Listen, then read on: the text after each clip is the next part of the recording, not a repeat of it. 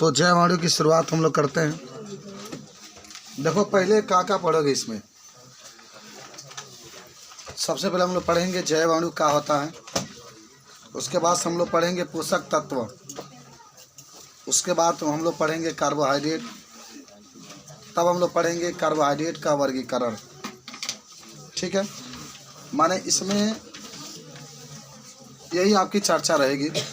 सबसे पहले देखो आज की जो टॉपिक है थोड़ा सा हम बता देते हैं कि जैवाणु, ठीक है। दूसरा आपका होगा पोषक तत्व, और तीसरा होगा कार्बोहाइड्रेट। कार्बोहाइड्रेट का विस्तृत वर्णन।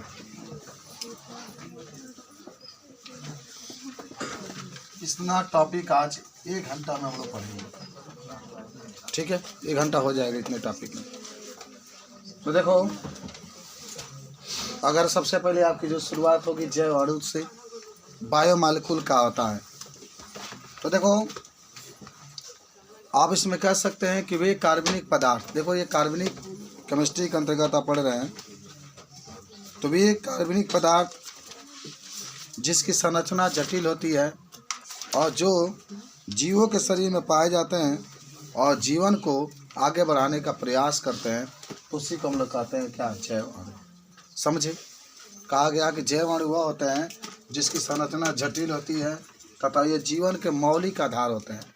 मौलिक का मतलब होता है कि जीवन को चलाने का ये कार्य करते हैं। इसी को हम लोग क्या कहते हैं, जैवाणु कहते हैं। जिससे आप विटामिन लिख दीजिए, ये भी जैवाणु है। कार्बोहाइड्रेट कह दीजिए, ये भी जैवाणु है। प्रोटीन कह दीजिए, ये भी जैवाणु है। हमारे शरीर के अंदर जितने आवश्यक पदार्थ हैं जिससे हमारा शरीर का संचालन होता है, शरीर के अंदर जितने भी अंग होते हैं सब आसानी से कार्य करते हैं, तो उसको जैवाणु कहते हैं। तो चलो पहले हेडिंग बना के निकलो जैवाणु। खूब बढ़िया से लिखना था, नहीं एक भी टॉपिक इसमें नहीं छूटना चाहिए। सबसे अधिक इसी में से आता है, कम से कम 8 नंबर का आएगा बोर्ड में। बहुत अच्छा पाठ है, लिखो जैवाणु सभी जीवधारियों में पाए जाते हैं। सभी जीवधारियों में पाए जाते हैं। ये जटिल कार्बनिक पदार्थ होते हैं। ये जटिल कार्बनिक पदार्थ होते हैं। ये जटिल कार्बनिक पदार्थ होते हैं। ठीक है, ये जटिल कार्बनिक पदार्थ होते हैं। ये जीवन के मौलिक अधिकार होते हैं, या जीवन के मौलिक अधिकार होते हैं।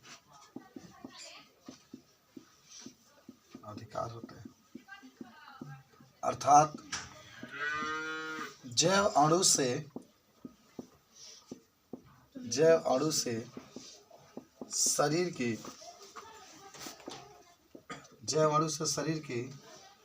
सभी क्रियाएं संचालित होती हैं। सभी क्रियाएं संचालित होती है। तो ये होता है जैवाणु। उदाहरण में कार्बोहाइड्रेट,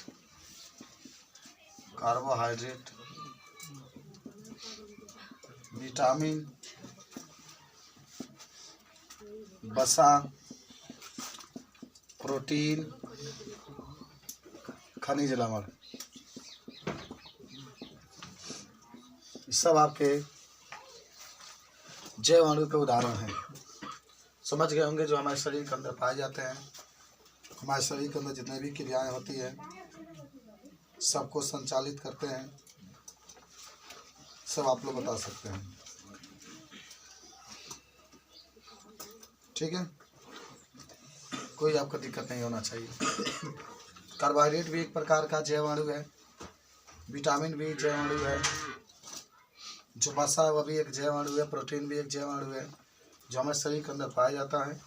और हमारे शरीर के अंदर जितने भी क्रियाएं होती है सबको वह संचालित करता है। ठीक है। अच्छा देखो, एक चीज़ और बता दें यहाँ पर, पोषक तत्व के बारे में कोई आपसे पूछे, दूसरा हेडिंग आज का है पोषक तत्व। देखो कोई आपसे पूछे तो क्या कहेंगे, पोषक तत्व के बारे में कह सकते हैं कि वे तत्व जो हमारे शरीर के लिए बहुत आवश्यक होता है। हमारे शरीर के जितने भी कोशिकाएं होती है उसी पोषक तत्व से पोषण को प्राप्त करते हैं, तो उसी को हम लोग कहते हैं पोषक तत्व। विटामिन आ जाएंगे इसमें, एंजाइम भी आ जाएंगे, इसमें भी कार्बोहाइड्रेट आ सकते हैं। तो पोषक का मतलब होता है ना, जिससे हमको क्या मिलता है, पोषक मिलता है, पोषण मिलता है, ऊर्जा मिलता है। तो लिख लो, पोषक तत्व वे होते हैं,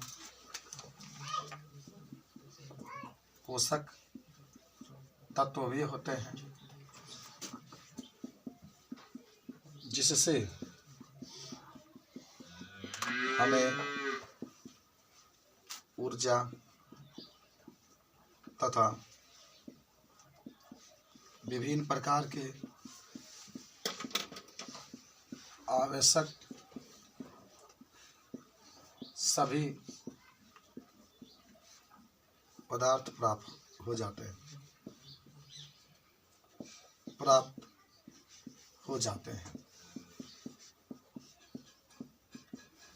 तो ये आपका पोषक तत्व कहलाता है। उदाहरण में आप वसा लिख सकते हैं, विटामिन लिख सकते हैं, आप खनिज लवण आप लिख सकते हैं। ये सब उदाहरण हो जाएंगे पोषक तत्वों के। इत्यादि लिख देंगे यहाँ, एंजाइम वगैरह सब इसमें आ जाते हैं। किस तरीके से पोषक तत्व के बारे में भी आप बता सकते हैं। याद हुआ पोषक तत्व किसे कहते हैं? हमारे शरीर को ऊर्जा देते हैं और जो भी पदार्थ हमको चाहिए वो सब प्राप्त होता है, तो उसी को हम लोग कहते हैं पोषक तत्व। विटामिन, खनिज लवण, एंजाइम भी इसमें आ जाएगा, ये बता सकते हैं आप इसमें। याद हुआ जी? दोनों बता दोगे आप लोग? चलिए अगला हेडिंग बना लीजिए, कार्बोहाइड्रेट। ये पाठ का मेन हेडिंग है, कार्बोहाइड्रेट। मिटाएं इसको।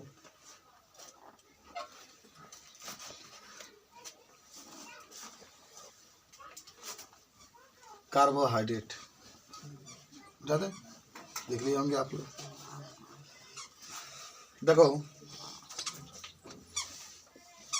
कार्बोहाइड्रेट, अंग्रेजी में भी लिख लो कार्बोहाइड्रेट।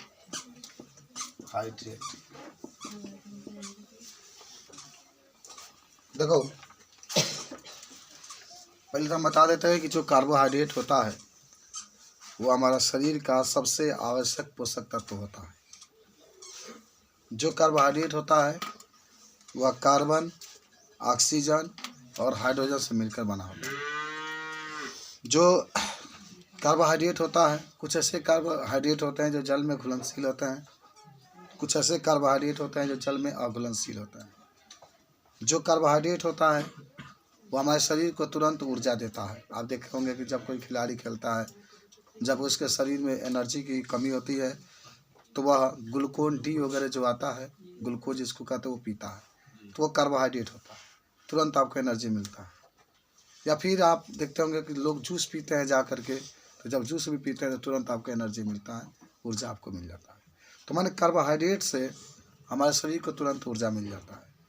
जो कार्बोहाइड्रेट होता है ये अधिकतर आप चुकंदर खाते होंगे उसमें मिलेगा, अंगूर खाते होंगे उसमें मिलेगा, गन्ना वगैरह में आपका ये बहुत ज़्यादा मिलता है। पके हुए जो फल होते हैं उसको खाते हैं तो उसमें भी कार्बोहाइड्रेट अधिक मात्रा में मिलता है। उसके बाद से अभी आप देखेंगे कि जो कार्बोहाइड्रेट होता है उसको हम लोग मुख्य रूप से 3 भागों में बांट देते हैं कार्बोहाइड्रेट को। एक होता है मोनोसैकेराइड, एक होता है डाइस ओलिगोसैकेराइड और तीसरा होता है पॉलीसैकेराइड। आप लोग पढ़े तो याद है, तो 12 वाले बच्चे भी तो पढ़े ही होंगे 11 में, 11 वाले बच्चे पढ़े थे बायोलॉजी में, आप लोग पढ़े होंगे। तो मोनोसैकराइड, ओलिगोसैकराइड और पॉलीसैकराइड। अब इसके बारे में थोड़ा सा पहले हम लोग कार्बोहाइड्रेट के बारे में पढ़ लें, तब इसके हम लोग डिस्कशन करें। तो लिख लीजिए कार्बोहाइड्रेट के बारे में अच्छी अच्छी बातें लिखना तुम लोग। देखो कार्बोहाइड्रेट एक महत्वपूर्ण पोषक तत्व होता है। महत्वपूर्ण पोषक तत्व होता है यह। अच्छा सी लिख देंगे तो समझना कार्बन, सी यानी कार्बन, ऑक्सीजन और एच हाइड्रोजन से मिलकर बना होता है। मिलकर बना होता है। ये कार्बन, ऑक्सीजन, हाइड्रोजन से मिलकर के बना होता है। आगे लिख लो कार्बोहाइड्रेट पॉलीहाइड्रिक एल्डिहाइड या पॉलीहाइड्रिक कीटोन होता है। यह पॉलीहाइड्रिक एल्डिहाइड और पॉलीहाइड्रिक कीटोन होता है। हाइड्रिक कीटोन होता है। कीटोन होता है, पॉलीहाइड्रिक कीटोन होता है। आगे लिख लेना पॉलीहाइड्रिक मतलब होता है ना, हाइड्रिक का मतलब क्या होता है? हाइड्रिक का मतलब होता है OH और पॉली का मतलब होता है बहुत अधिक। जब बहुत अधिक OH आएंगे तो उसको पॉलीहाइड्रिक कह देना। जब एल्डिहाइड की बात करेगा तो उसमें CHO आते हैं क्रियात्मक समूह के रूप में, और जब कीटोन कहेगा तो कीटोन के लिए उसमें CO आते हैं। पॉलीहाइड्रिक का मतलब होता है कि इसमें बहुत अधिक OH आते हैं। माने जब भी पॉलीहाइड्रिक की बात करेगा, हाइड्रिक का मतलब होता है OH। याद है कुछ आप लोग? लगना बेटी करे हाइड्रिक का मतलब होता है OH। जब पॉली की बात होगा तो बहुत अधिक OH। एल्डिहाइड तो पढ़े ही होंगे तुम लोग। एल्डिहाइड का मतलब क्या? CHO। कीटोन का मतलब चलो यही बात आपके आगे लिख लो। कार्बोहाइड्रेट का सरलतम सूत्र आपकी किताब में लिखा होगा, देखो ना। कार्बोहाइड्रेट का सब किताब लाए हो तुम लोग 12 वाला, इसको निकालना। कार्बोहाइड्रेट का सरलतम सूत्र, पलटो और पलटो पूरा अंतिम में जाओ, और यही तो होगा सर। क्या लिखा गया उसके पहले बचा। कार्बोहाइड्रेट का सरलतम सूत्र CH2O होता है। CH2O होता है तथा इसका सामान्य सूत्र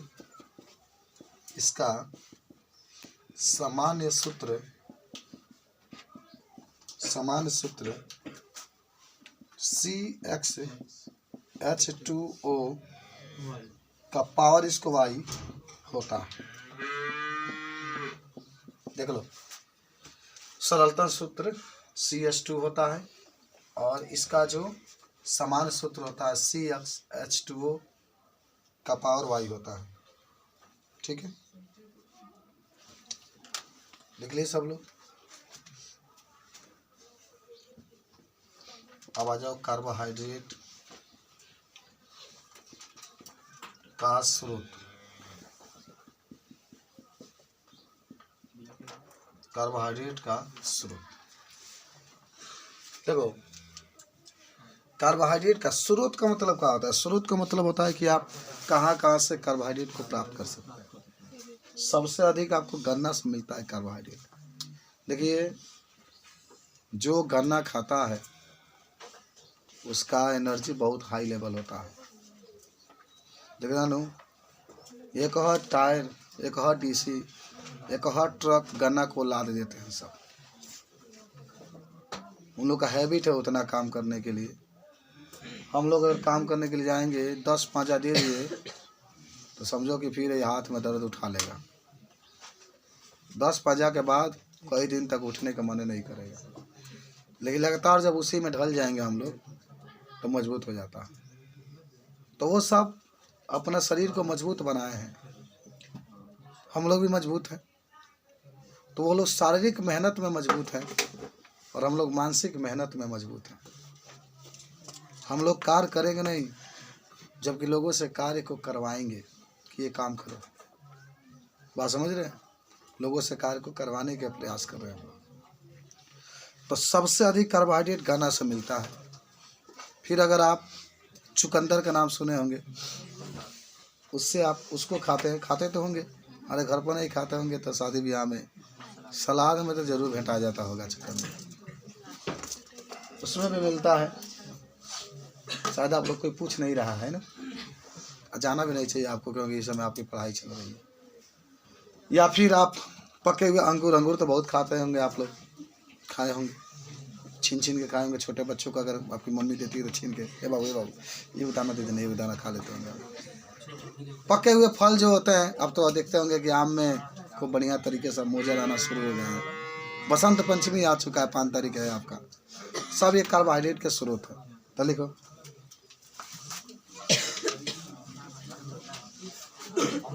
कार्बोहाइड्रेट के मुख्य स्रोत निम्न है। कार्बोहाइड्रेट के मुख्य स्रोत निम्न है। क्या क्या आप खाएंगे तो आपको कार्बोहाइड्रेट मिलेगा? क्या आप दूध खाते हैं? पीते हैं? अगर नहीं भी पिए होंगे तभी कोई बात नहीं श्रुति जी, क्योंकि जब आप जन्म लिए होंगे तो कम से कम साल भर तो जरूर पिए होंगे।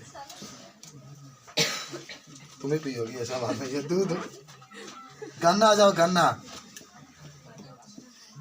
को हम अंग्रेजी में इसको देखो, हम लोग गन्ना में जो कार्बोहाइड्रेट पाया जाता है उसका नाम होता है सुक्रोज, और दूध में जो कार्बोहाइड्रेट पाया जाता है उसका नाम होता है लैक्टोज पाया जाता है, और इसमें सुक्रोज होता है। चुकंदर में जो कार्बोहाइड्रेट पाया जाता है, अभी आप लोग पढ़ेंगे, उसका नाम होता है ग्लूकोज। चुकंदर में जो पाया जाता है। आम में कौन सा ग्लूकोज पाया जाता है? बताओ, 11 वाले बच्चे पढ़े का है, बताओ। क्या बात करती है? पके हुए फलों में फ्रक्टोज पाया जाता है, तो आम फल ना हो। Mangifera indica, the mango is the national fruit of the India. पके हुए फल याद हुआ, लेकिन वो फल के नाम आम ही नहीं। तो पके हुए फल में कौन सा? फ्रक्टोज। इसका भी सूत्र होता है C6H12। अभी हम लोग विस्तार से पढ़ेंगे। केला, बताओ केला में क्या पाया जाता है?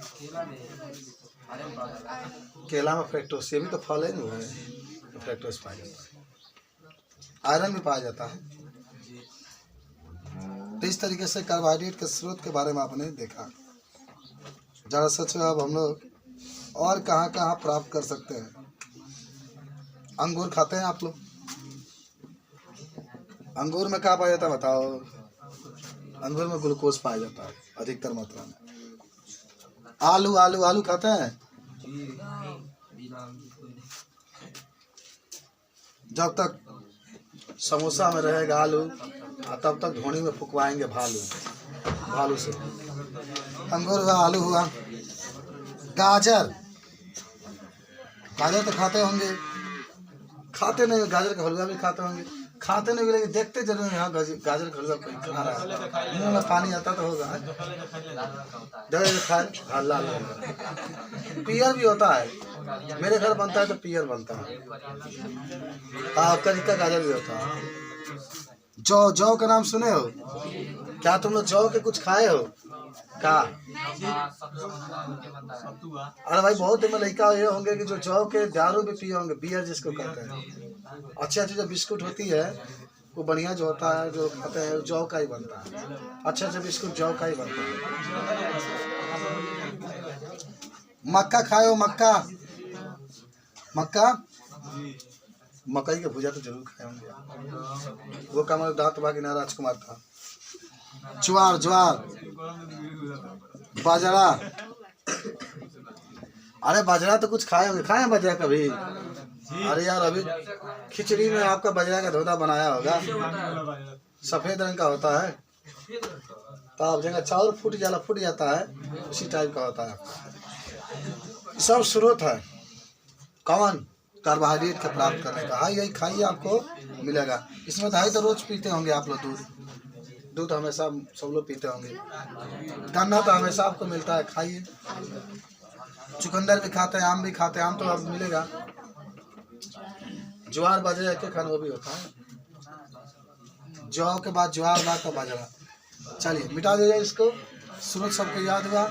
जब भी आपसे कोई पूछे तो इसको आप बता सकते हैं, ठीक है। अब आइए तनी आगे, चलो लिख लिए सब लोग।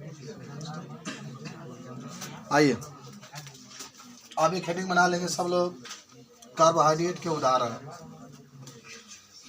खूब अच्छा से पढ़ो बाबू।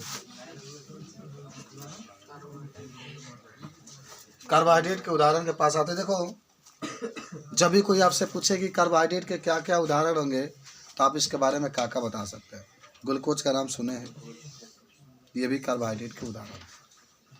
और सुक्रोज का भी आप नाम सुने होंगे, ये भी कार्बोहाइड्रेट का उदाहरण है। और स्टार्च का भी नाम सुने होंगे, यह भी कार्बोहाइड्रेट के, सुने नहीं होंगे लेकिन सुन जरूर रहेंगे। आज इसी के विस्तार पूर्वक अध्ययन किया जाएगा। बहुत ही प्यारा सा पाठ है, बायोलॉजी के लिए और केमिस्ट्री दोनों दृष्टि से बहुत इंपॉर्टेंट है। बात समझो, 11 में आप अगर पढ़े होंगे तो बायोलॉजी में जैव अणु था, देखो 12 में केमिस्ट्री में डाल दिया, समझो पूरा बायोलॉजी है। आइए देखिए कार्बोहाइड्रेट के उदाहरण, कार्बोहाइड्रेट के उदाहरण। तो देखो पहला आपका उदाहरण है ग्लूकोज। ग्लूकोज अभी आप इसके बारे में देखेंगे। जो ग्लूकोज होता है उसका समान सूत्र होता है C6H12O6, ठीक है। ग्लूकोज का समान सूत्र होता है C6H12O6, इसका सूत्र होता है। ये मोनोसैकेराइड होता है। जब भी आपको इस तरह का, आप बताओ क्या आपने एक सरलतम सूत्र लिखा था मालूम है, उसका नाम लिखा था CH2O। तो इसके तरह है कि नहीं है बताओ, है कि नहीं है बताओ, है कि नहीं है। यहाँ पर 6 लिख सकते हैं ना जी, यहाँ पर आप 6 लिख सकते हैं आप। जब आप 6 लिखेंगे तो 6 से इसमें गुणा करेंगे फिर 6 आ जाएगा, इसमें गुणा करेंगे 12, फिर इसमें गुणा करेंगे 6 आ जाएगा। तो C6H12O6 करो 6। अभी आपने एक सरलतम सूत्र कार्बोहाइड्रेट के लिए लिखा। दूसरा उदाहरण में आप मान लो लिख लो सुक्रोज। सुक्रोज सुक्रोज सुक्रोज में जो आपका होता है C12H22O11। ये डाइसैकेराइड में आता है, क्योंकि इसमें 2 मोनोसैकेराइड का अणु बन जाएंगे, ठीक है। जब चल में इसको खोलेंगे तो इसका जब सूत्र आप लिखेंगे, देखिए अभी आपने जो लिखा था, क्या लिखा था मालूम है, एक समान सूत्र में आपने जो लिखा होगा, सामान्य सूत्र में याद है CXH2O का Y। अब देखो एकदम सेम टू सेम इसी फार्मूला पर ये है, इस फार्मूला पर C के जगह X 12 वही लिख दो, हाई जगह H2O वही लिख दो, हाई O वही लिख दो। अच्छा हवाई बता 11 डाला जाएगा, तो 11 दूना 22, 11 कमा जाएगा, ठीक है। तीसरा आपका होता है स्टार्च। तीसरा आपका क्या होता है, स्टार्च होता है, जिसका समान सूत्र C6H10O5 के पावर ये O5 होता है, ठीक है ना। C6H10O5 अगर इसको भी आप लिखते तो जो समान सूत्र होता है उसके हिसाब से लिखते, यह भी वही अलग है। इस पर C लिखो, जब 6 है तो 6 लिखो, H2O लिख लो, और क्या लिखोगे, यहाँ पर यन रख लो। यहाँ पर क्या रखा जाता है, यन। अब यन का मान आप अगर 5 रखते हैं तो 5 दूना 10, फिर कितना आ जाएगा, इतना आ जाएगा। जितना आपकी इच्छा उतना रखते रहिए, कोई दिक्कत आपको नहीं है। चलो मन करता 5 यहाँ पर 23 रुपये, 5 दूना 10 और 5 का 5 आ जाएगा। ये तीनों आपके होते हैं। तो देखो तनी अभी आप इसको विस्तार से पढ़ेंगे, लेकिन आपको तनी कार्बोहाइड्रेट का परिचय करा रहे हैं। ये मोनो देखो कार्बोहाइड्रेट अभी आप पढ़ेंगे तो इसको हम लोग 3 भागों में बांटते हैं, जिसमें आपको मोनोसैकेराइड होता है, ओलिगोसैकेराइड होता है और क्या होता है, डाइसैकेराइड होता है। ठीक है, तो ग्लूकोज आपका मोनोसैकेराइड होता है, जिसका समान सूत्र आपके सामने है C6H12O6। आइए सरलतम सूत्र पर आधारित है। देखो CH2 का हो, यहाँ पर 6 लिखोगे, फिर से आप गुणा करेंगे तो C6 आई 6 दूना 12 और O6 आ जाएगा। इसके नीचे एक है ना, इसलिए ये सुक्रोस है, जिसका समान सूत्र आप देख रहे हैं C12H22O11, और वह जो समान सूत्र होता है उस पर आएगा कि जगह यहाँ पर एक संयुक्त कार्बन को तो अलग रखा गया है, तो जब 12 है तो 12 लिख लो, H2O कर लो, और Y की जगह पर ऐसा करो कि गुणा करने पे इतना आ जाए, तो 11 लिख लो, 11 से गुणा कर दोगे तो आ जाएगा आपका। स्टार्च आ जाओ, तो स्टार्च की जब लिखना होगा तो C6H10O5 आपका हो जाएगा। इस पर लिखोगे तो C6H2O का पावर 5, फिर से गुणा कर देंगे, तो इस तरीके से आपका ये सूत्र बन जाएगा। बना लोगे सब लोग। तो ये कार्बोहाइड्रेट का रहेगा, हार्ड पार्ट नहीं है, ठीक है ना, बहुत आसान से पड़ेगा। आपके लिए हार्ड तो अभी होगा जब इसको आप रिवीजन अच्छा से नहीं करेंगे। तो ग्लूकोज रहा, सुक्रोज रहा, स्टार्च रहा। ग्लूकोज आपका मोनोसैकेराइड होता है, सुक्रोज आपका डाइसैकेराइड होता है, और स्टार्च आपका क्या होता है, पॉलीसैकेराइड। इस तरीके से आप इसके बारे में जो भी बताना होगा बता देंगे सब लोग। चलिए आगे बढ़ते हैं हम। चलें नेक्स्ट। तो एक कार्बोहाइड्रेट था, कार्बोहाइड्रेट का अपने बातों में देखा कैसे क्या होता है। अब आइए कार्बोहाइड्रेट का वर्गीकरण। मिटा दे साहब, चलिए बना लो कार्बोहाइड्रेट का वर्गीकरण, क्लासिफिकेशन ऑफ कार्बोहाइड्रेट। सब लोग याद रखेंगे कार्बोहाइड्रेट क्या क्या होता है। देखो मैं पहले बता दूं कि जब भी कार्बोहाइड्रेट का वर्गीकरण कहेगा तो एक बार आप भौतिक गुणों के आधार पर कार्बोहाइड्रेट का वर्गीकरण करेंगे। भौतिक गुणों के आधार पर तो इसको 2 भागों में बांटा जाता है, एक शर्करा होता है और एक होता है अशर्करा। तो शर्करा का मतलब चीनी। इससे शर्करा जो होता है उसको वह ठोस अवस्था में पहले ही पाया जाता है। एक क्रिस्टलीय होता है, क्रिस्टलीय मैंने जानते हैं ना, जगह पाउडर नहीं होता है, पाउडर वगैरह या निश्चित संरचना इसकी होती है, आप पढ़े भी होंगे, 11 वाले 12 वाले सब पढ़े होंगे, क्रिस्टलीय ठोस और अक्रिस्टलीय ठोस में उसी प्रकार से। तो जो कार्बोहाइड्रेट में 2 भागों में बांटते हैं, एक शर्करा होता है और एक क्या होता है, अशर्करा। तो जो शर्करा होता है वह क्रिस्टलीय होता है और ये मीठा होता है और ये जल में घुलनशील होता है। जल में क्या होता है, घुलनशील। जैसे ग्लूकोज आप ले लीजिए, ग्लूकोज एक प्रकार का शर्करा है। देखो उसका चीखोगे ना, कभी खाए हो ग्लूकोज? बहुत खाए होंगे आप लोग। खाते खाते आज बुजुर्ग हो गए, आप कितना खाएंगे आप लोग। तो उसका जब चीखेंगे आप, जीभ पर रखेंगे तो उसका स्वाद मीठा लगेगा आपका। ठीक है। अब है बाबू, कभी भी कोनो चीज़ को जब पढ़ाया जाता है तो ध्यान से समझना चाहिए। ठीक है। तुम तो कभी आंसर बताते नहीं, मैं पूछता हूँ तो। पढ़ाई का मतलब है कि यार तनी जज्बा होना चाहिए उसमें, ऐसा महसूस हो कि हाँ है, चल गए छोड़ा कुछ कर क्या करेगा, कौन हमने घर करूँगा। हाँ तक बात ये हुआ कि बात आपके पास ये हुआ कि जो शर्करा होता है वो क्रिस्टलीय होता है, ठोस अवस्था में पाया जाता है, इसका स्वाद कैसा होता है, मीठा होता है, और जब जल में घोलते हैं तो घुल जाता है। अब उसमें अभी तनी पढ़ लीजिए, तब आपको मैं 100 गो बहुविकल्पी बताऊंगा। आपको तो कभी नहीं बताते, लेकिन 11 वाले बच्चों को तो याद है, 35 को बताते थे पाठ में से। तो आपको 100 इस पर बहुविकल्पी, जो कि आप नीट वगैरह में जाएंगे या छोटा मोटा पॉलिटेक्निक वगैरह में, ITI वगैरह में, या बी फार्मा वगैरह में छोटा मोटा जो कोर्स होता है जो कि अन्य बच्चे करते हैं, उनमें जाएंगे आप तो ये सब पूछा जाएगा आपका। कहाँ से रहे हो। आगे बढ़ते हैं हम लोग। अब आते हैं अशर्करा पर। तो अशर्करा कैसा होता है, यह भी ठोस अवस्था में पाया जाता है, यह भी क्रिस्टलीय होता है, लेकिन चिखला पर मीठा नहीं लगता है। लगता होगा कम मीठा लगता होगा, बात समझ रहे हैं, कम मीठा लगता होगा। जैसे मान लो अशर्करा के उदाहरण में तुम लोग स्टार्च का नाम सुने हो, जब खाओगे ना तो उतना मीठ नहीं लगेगा। तो ये आपका चला जाता है किस में, अशर्करा में। आई जल में अघुलनशील होता है, जल में क्या होता है, अघुलनशील। तो पहले लिखो कार्बोहाइड्रेट के वर्गीकरण। तनको बढ़िया से तैयारी पाठ को कर लेना है कि कोई भी पूछे कुछ भी तो इसको बता सकते हो। हेडिंग का बनाए हो कार्बोहाइड्रेट का है। तुमसा कोई प्यारा कोई मासूम नहीं हो। कितना केमिस्ट्री तुम लोग पढ़ते हो वो चीज नहीं हो। कार्बोहाइड्रेट का वर्गीकरण और तुम लोग जैसा पढ़ते हो उसके लिए कोई मुश्किल नहीं हो। पहले आ जाना भौतिक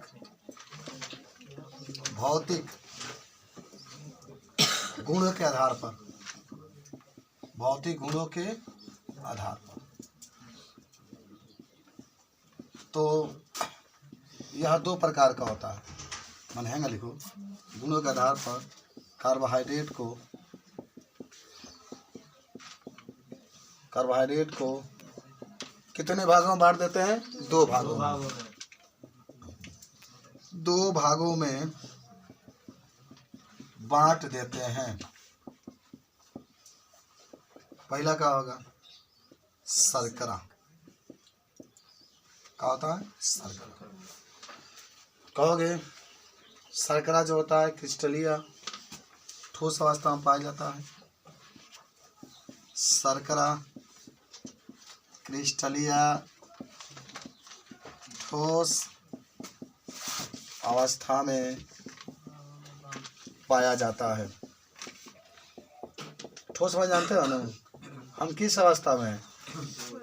ठोस अवस्था। हीट वगैरह जो भी है ठोस अवस्था में, पंखा ठोस अवस्था में, ये बल्ब ठोस अवस्था में, ये ठोस अवस्था में पाया जाता है। इसका स्वाद मीठा होता है। दूसरा करके लिख लेना, इसका स्वाद मीठा होता है। इसका स्वाद कैसा होता है? मीठा होता है। मीठा दर्द होता है ना आपको। और इस लिखना आगे, यह जल में घुलनशील होता है। जल में क्या होता है? जब घोलोगे ना तो घुल जाता है।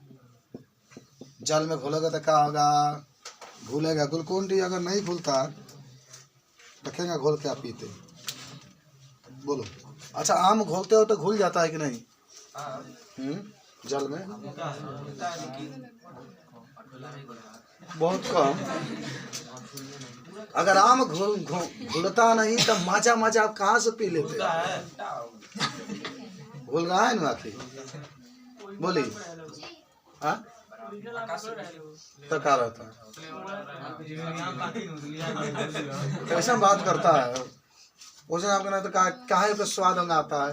कौनो चीज बनी न केमिकल का मतलब का? केमिकल से तू आम पैदा कर देगा क्या? बोलो। अगर केमिकल से आप आम पैदा कर देंगे तो अलग चीज है, उसका स्वाद उसमें आ रहा है ना। अच्छा उस सब छोड़ो ना, तुम लोग तो खुद जानते होगे। खूब आम फरेगा ना, देख लेना घोल के घुलता है कि नहीं।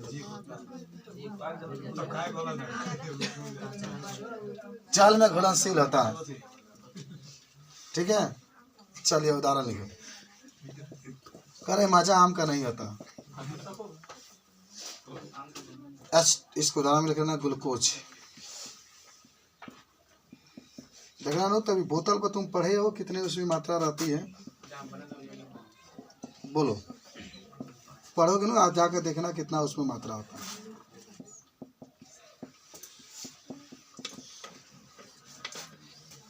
अब कहोगे दूध जो आता है बनावटी दूध आता है। आखिर पाउडर आता कहाँ से है बाबू? वह दूध है, उसमें से जो फैट होता है उसको निकाल लिया जाता है और उसको फिर ठोस अवस्था में कर दिया जाता है। क्योंकि द्रव अवस्था में रहेगा तो जल्दी खराब हो जाएगा और ठोस अवस्था में उसको बना देगा। किसी न किसी फायदा ही क्या होता है। आखिर केमिकल कहाँ से बनता है? केमिकल भी कहीं ना कहीं से बनता होगा ना, तभी तो केमिकल कह देते हैं। समझे? अच्छा, ग्लाइकोजन के नाम सुने ना? ग्लाइकोजन यह भी दूध की तरह होता है, ध्यान रखना। अपनी मम्मी के दूध पिए हो तुम लोग ना? तनी कम मीठा लगेगा। गई तारा महातारी के मीठा हुई ढेर। मरचा लगा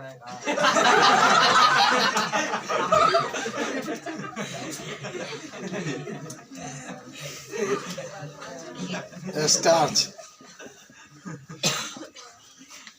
सेलुलोज। हमारे कहा खराब बात हुआ, सही कह रहा।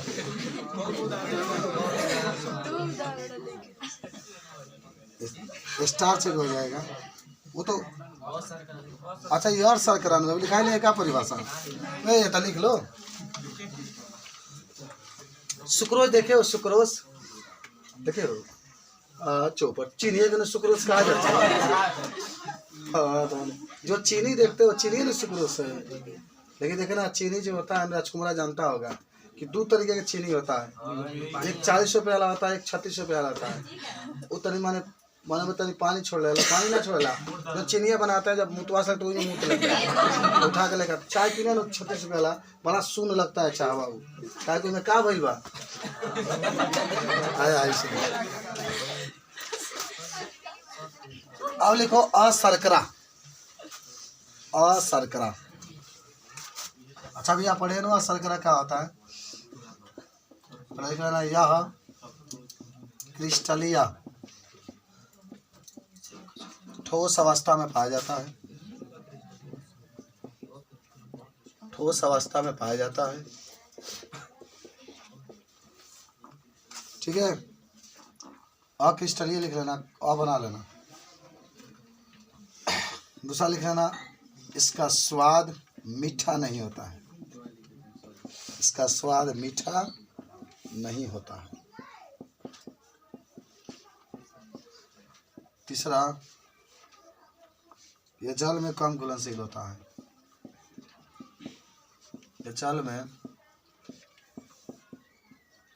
कम घुलनशील होता है।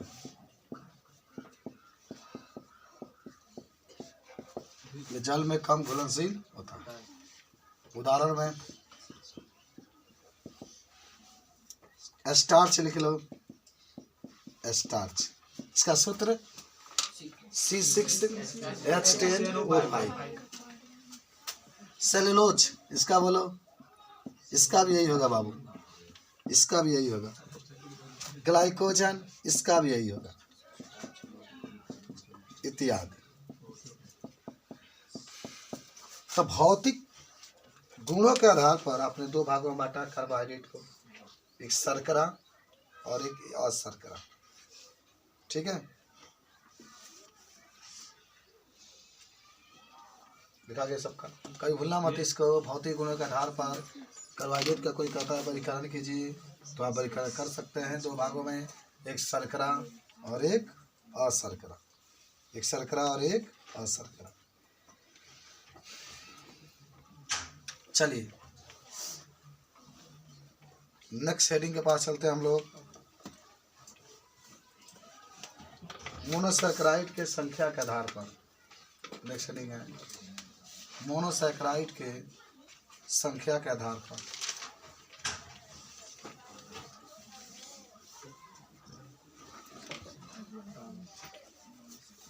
मिटा दे इसको।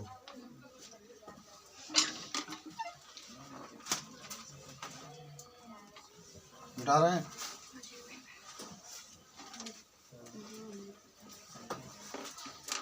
मोनोसैकेराइड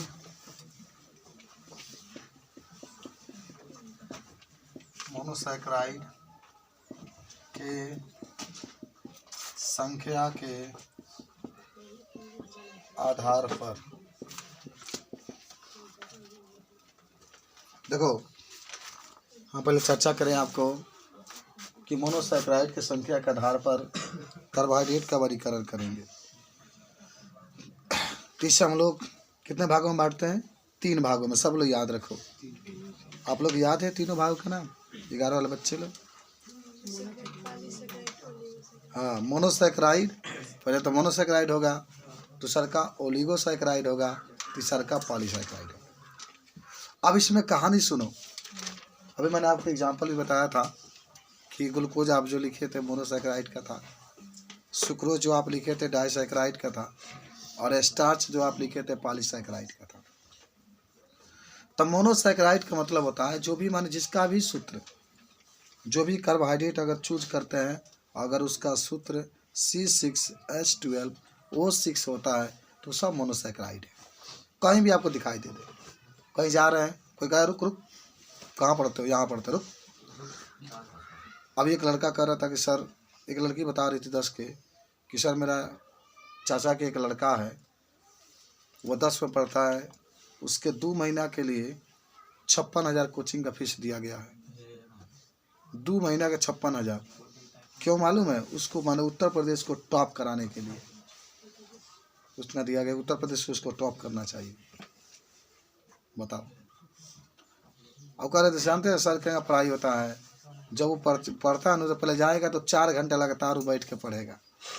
4 घंटा, 15 मिनट के लिए बस लंच किया जाता है, जाइए कुछ नाश्ता पानी कर लीजिए, फिर आएगा, फिर 4 घंटा लगातार पढ़ेगा, फिर 15 मिनट के लिए। 12 घंटा में 13 घंटा मैंने पढ़ाई होती है। 12 घंटा 45 मिनट दिन में। सुबह 5 बजे से शुरू होता है, शाम को 5:45 पर छुट्टी होता है। उतना लगातार पढ़ना ही पढ़ना है। हमने कहा बाप रे, इतना तो बाप रे है। हमने कहा लड़का बड़ा सन कि सुन रहे कि अगर टेस्ट बा तो भाग जिए सन, समझ रहे हैं। तो भाई वहाँ क्वालिटी है। जब 56,000 देगा तो भाई उसको मानो लगे हैं कि उत्तर प्रदेश से उसको टॉप करा दिया जाए। समझ रहे बात को। खैर इसी तरह से मोनोसैकेराइड के संख्या के आधार पर आप देखेंगे तो अभी मैंने बताया एक समान सूत्र। कहीं भी आप जाइए, जैसे आप कहीं जा रहे, अभी बात मैं कर रहा था आपसे, कोई बैठा लिया, बैठो बताओ यहाँ पर मोनोसैकेराइड का ये पहचान बताओ कि मोनोसैकेराइड है कि नहीं, और लिख दिया कि C6H12O6। बताओ ये मोनोसैकेराइड है कि नहीं। तो आप लोग पढ़ लिए, तो आप लोग कहीं भी कोई पूछे बताने के एकदम मैंने बता ही देंगे, इसमें कोई संदेह नहीं। तो मोनोसैकेराइड की बात होती है। अगर डाइसैकेराइड की कोई बात करता है तो उसका समान सूत्र जो होता है C12H22O होगा। हालांकि ओलिगोसैकेराइड की बात होगी। तो ओलिगोसैकेराइड में सुन लो कहानी कहाँ होता है। जैसे मोनोसैकेराइड होता है, जब इसको जल में डालते हैं तो ये नहीं टूटते हैं। अब इससे छोटे अणु में नहीं टूटते मोनोसैकेराइड के।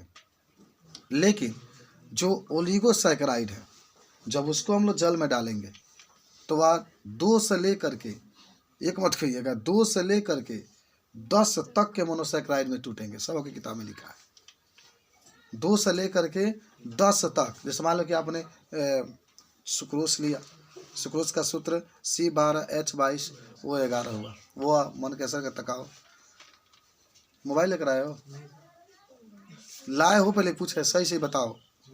मोबाइल आदर्श को दो, ले लो मोबाइल, उससे दे दो, हमको आगे बढ़ा दो। और दो मोबाइल को देखो दीदी। हाँ अब आराम से बैठ के पढ़ो, ठीक है। तो ओलिगोसैकेराइड का मतलब ये होता है कि जब इसको हम लोग जल में डालते हैं तो कितने अणुओं में टूट जाता है? 2 से लेकर के, हाँ जो बात हो रही थी सुक्रोज की, 10 तक टूटेगा। सुक्रोज का C12H22O11 है। जब इसको जल में डालेंगे ना तो C6H12O6 और प्लस C6H12O6 में टूटेगा। और आप लोग नाम बताएंगे कि 2 में टूटेगा, C6H12O6 प्लस C6H12O6 का नाम होगा? एकदम सही लड़की बोली है, ग्लूकोज और फ्रैक्टोज। 2 में टूटेगा। तो देखिए 2 में टूटल बा, वही कोई 3 में टूटेगा, 3 गो मोनोसैकेराइड में टूटेगा, 4 गो मोनोसैकेराइड में, 5 गो, माने 10 गो मोनोसैकेराइड में टूटता है ओलिगोसैकेराइड। ठीक। अब बात आती है पॉलीसैकेराइड की। जब पॉलीसैकेराइड की बात होगी, जब आप इसको जल में डालेंगे तो वह 10 से अधिक अणुओं में टूटेगा। किससे? 10 से। 10 दिखाई नहीं देता है, यन आ जाता है, आप लोग पढ़े होंगे, आगे यन आ जाता है। अब यन के जगह पर 10 11 लिखो, 12 लिखो, 13 लिखो, उतना अणुओं में टूटेगा, माने 10 से अधिक अणुओं में टूटता है। तो 3 भाग आपने देखा, बात समझ रहे हैं? क्या देखा? मोनोसैकेराइड को जब हम लोग जल में डालते हैं तो वह क्या होता है? माने जल में डालते हैं तो वह नहीं टूटता है। ग्लूकोज इसका फेमस उदाहरण है, फ्रैक्टोज भी कह सकते हैं, ठीक है। और जो ओलिगोसैकेराइड है, तो ध्यान से समझना दीपक बाबू, ओलिगोसैकेराइड है, जब इसको जल में हम लोग डालते हैं तो वह 2 से लेकर के 10 तक के अणुओं में टूटता है। इसका सबसे फेमस उदाहरण है सुक्रोज। सुक्रोज इसका सबसे फेमस उदाहरण है डाइसैकेराइड का।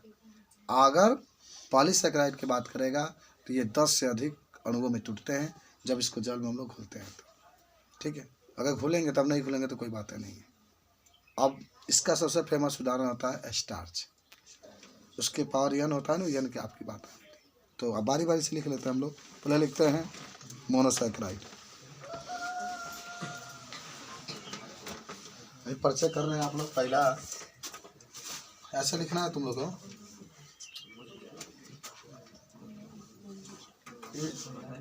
देखो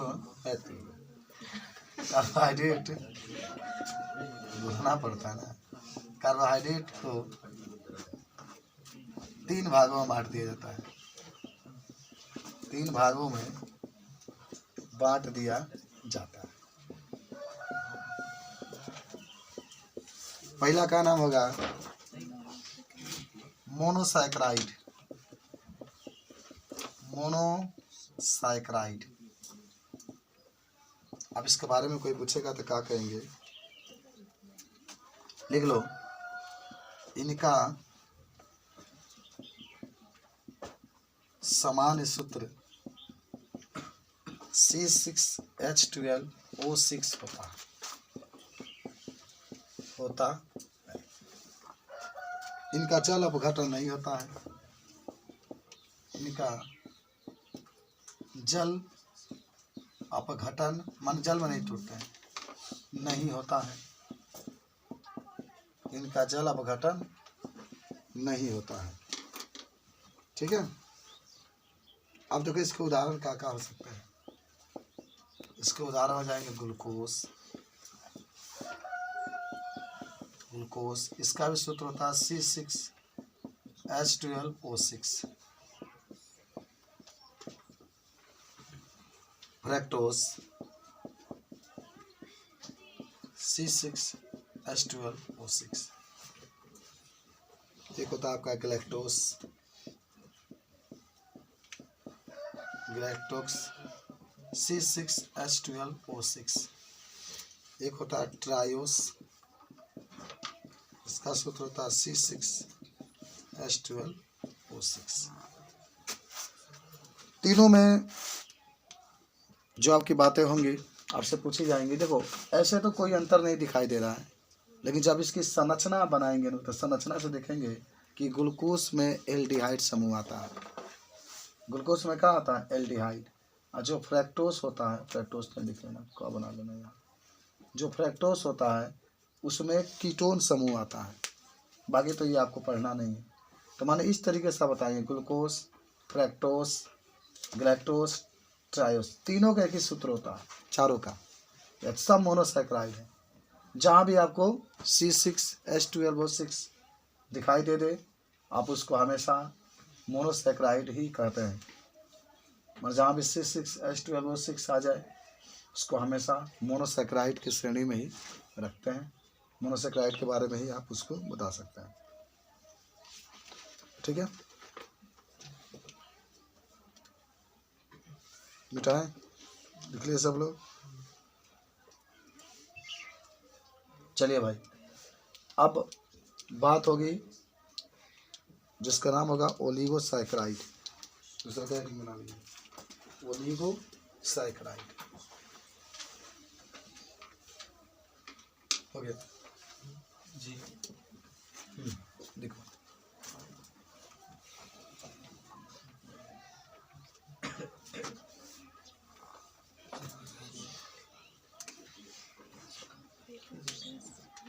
ओलिगोसैकेराइड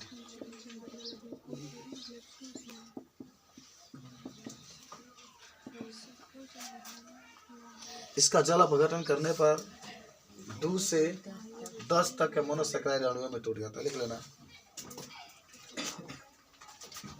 कि इनके जल अपघटन से, इनके जल अपघटन से 2 से 10 तक के मोनोसैकेराइड के अणु प्राप्त होते हैं। के अणु क्या होते हैं? प्राप्त होते हैं। 2 से 10 तक के अणु प्राप्त होते हैं। उदाहरण के लिए आप क्या लिख सकते हैं? सुक्रोस आप लिख सकते हैं, ठीक है।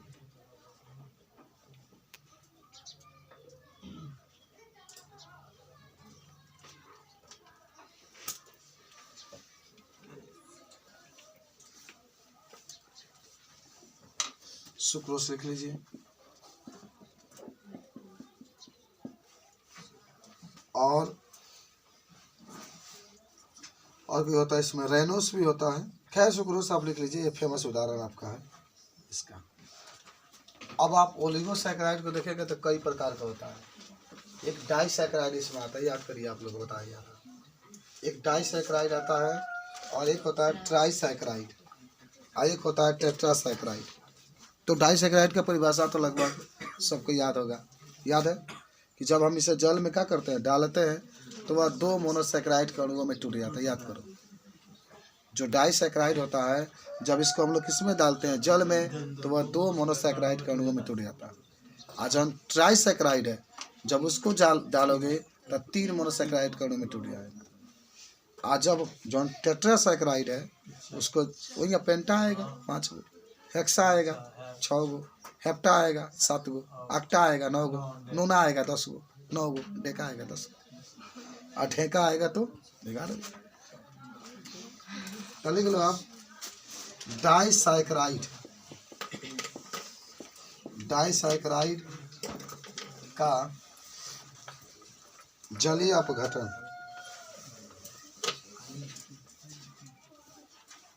डाइसैकेराइड का जलीय अपघटन। याद है, जल में डालो 2 भाग में टूटेगा। और किसके?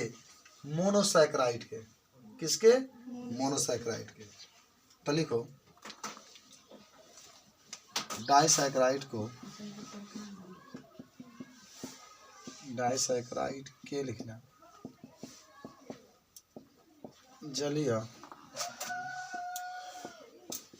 अपघटन से मोनोसैकेराइड के 2 अणु प्राप्त होते हैं।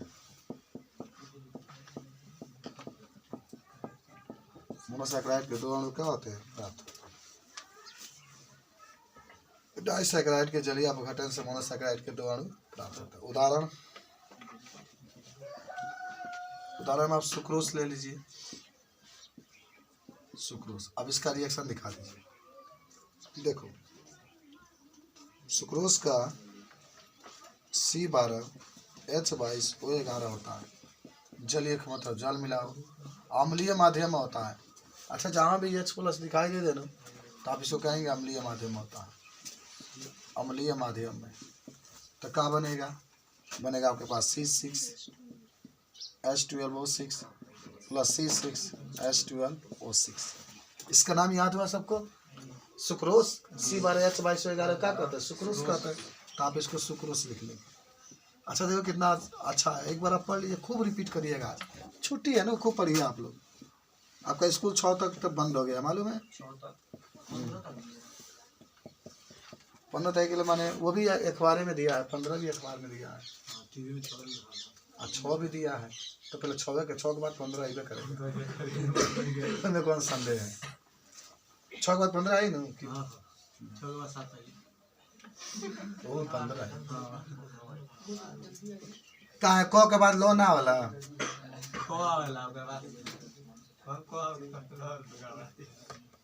तो सुक्रोस को हमने जल में डाला तो क्या हुआ?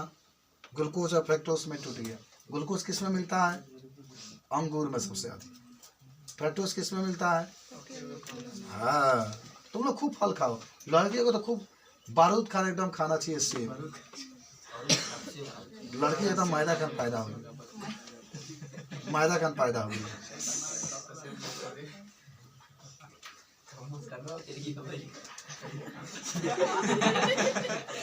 नेक्स्ट लिखो ट्राइसैकेराइड।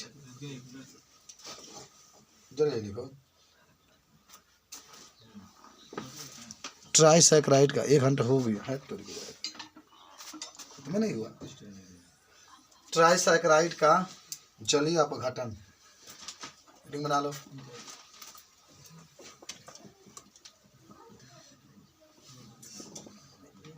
यहाँ पर हम लिख रहे हैं, ठीक है ना। ट्राईसैकेराइड का जलीय अपघटन हेडिंग बना के लिख लो कि ऐसे लिखो, जब ट्राईसैकेराइड को जलीय अपघटन से मोनोसैकेराइड के 3 अणु प्राप्त होते हैं। हम लिख दिया, आप तुम लोग लिखो। यहाँ पर लिखा गया है, देखो, ट्राईसैकेराइड के जलीय अपघटन से, ट्राईसैकेराइड को जलीय अपघटन से मोनोसैकेराइड के 3 अणु प्राप्त होते हैं। मोनोसैकेराइड के कितने अणु? 3 3 3, 1 2 3। गुड्डू के मशीन, गुड्डू के नाम दिल्ली, लियलन दुगो पिल्ली, पिलिंग के टांग टूटल, लेकिन आराम सबको लगे। वही बात है इसमें।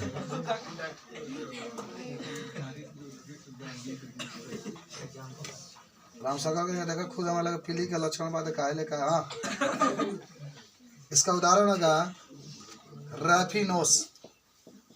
रैफिनोस।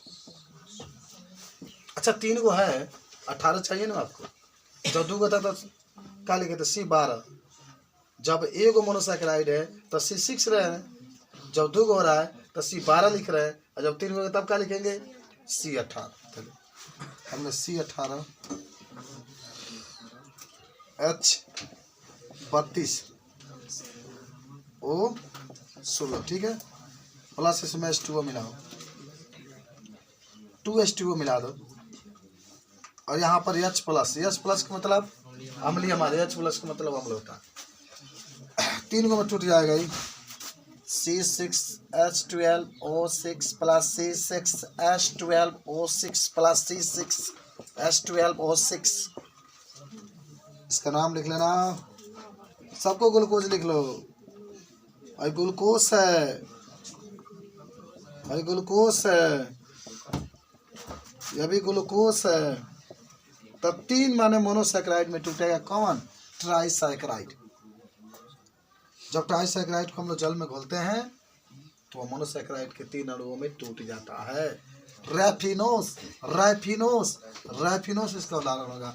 इसका समान सूत्र होता है C18H32। देखो, कभी भी नो H को ऐसा संख्या रखना चाहिए जैसे 32 से 4 36 हो जाएगा। तो 3 को 18, 12 12 12, 3 बार 36 हो जाएगा। 18 बार 3 को C लिखा है, C6 18 हो जाएगा। और वो 16 बार, और 2 यहाँ पर ऑक्सीजन आ रहा है तो 18 भी हो जाएगा। 2 से मल्टीप्लाई करना पड़ेगा जल में, उसी को हम लोग कहते हैं ट्राईसैकेराइड। तो ट्राईसैकेराइड किसे कहते हैं? जिसको हम लोग जल में घोलने पर मोनोसैकेराइड के 3 अणुओं में क्या होता है? टूट जाता है। तो उसी को हम लोग क्या कहते हैं? उसी को हम लोग क्या कहते हैं? डाईसैकेराइड कहते हैं। ठीक है, दिखाई दे रहा है? चलो दिखाई देगा। अगला लिख लो, टेट्रासैकेराइड। टेट्रासैकेराइड, इसके बारे में लिख सकते हो। टेट्रासैकेराइड के बारे में क्या लिखोगे? टेट्रासैकेराइड के बारे में कि जब इसे हम लोग मोनोसैकेराइड में तोड़ते हैं, जल में घोलते हैं, तो मोनोसैकेराइड के 4 अणुओं में क्या होता है? टूट, 4 अणुओं में टूटेगा। तो लिख लो, इसके जल अपघटन से, इसके जलीय अपघटन लिखो, जलीय अपघटन से मोनोसैकेराइड के 4 अणु प्राप्त होते हैं। मोनोसैकेराइड कितने अणु प्राप्त होते हैं? 4।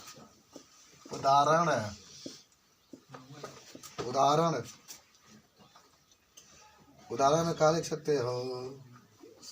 एस्टिचिओस, स्टैचिओस, स्टैचिओस, स्टैचिओस, स्टैचिओस इसका उदाहरण है। देखो, अब मान लो कि जब 4 को कहेगा, टेट्रा जब कह रहा था C के साथ 24 होना चाहिए। तब सी सिक्स सीखेगा। तो C24। अब देखे में 3 से गुणा हुई तो 48 बा, तो 48 नहीं कर गई, 3 दूना 6, 6 को कम करे के यह 42, यह 42। आओ कितना रहेगा, ओ 21, ओ 21। अच्छा इसके पहले क्या लिखे थे, ओ के मानवा कितना लिखा है, एच के ना एच के पहले 32 लिखे थे, यहाँ 16 था, यहाँ 42 था, तो उसका 21 लिखा गया। ठीक बा। अब इसमें क्या करोगे मालूम है, 3H2O मिला दो H प्लस के माध्यम में, बताओ। तो 3 दूना 6 हो जाएगा, 3 दूना 6, तो 42 और 6 48 आपका हाइड्रोजन हो गया। हाई 21 है और ये 3 है, कितना हो गया 24। अब के तोड़ दो, कहना C6H12O6, C6H12O6, C6H12O6, C6H12O6, 4 बार लिखाएगा। सब ग्लूकोज है। हाँ तुम लोग ग्लूकोज देखो, ग्लूकोज स्वाद आ रहा है ग्लूकोज का, देखो ना महको, महक के देखो, नहीं महसूस हो रहा। आगे बढ़ो, रात में बहुत ग्लूकोज खाए हो तुम लोग। अब नोट पॉइंट में एक लिख लो चीज,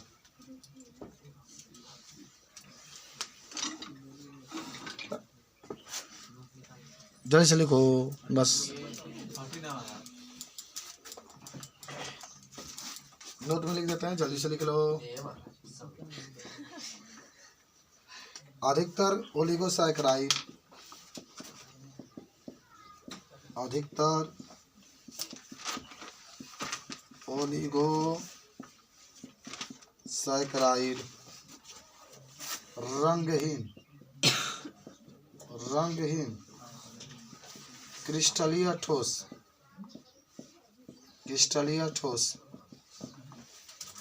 स्वाद में मीठा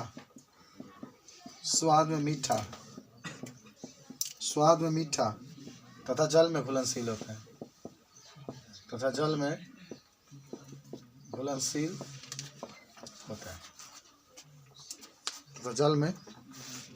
घुलनशील होते हैं।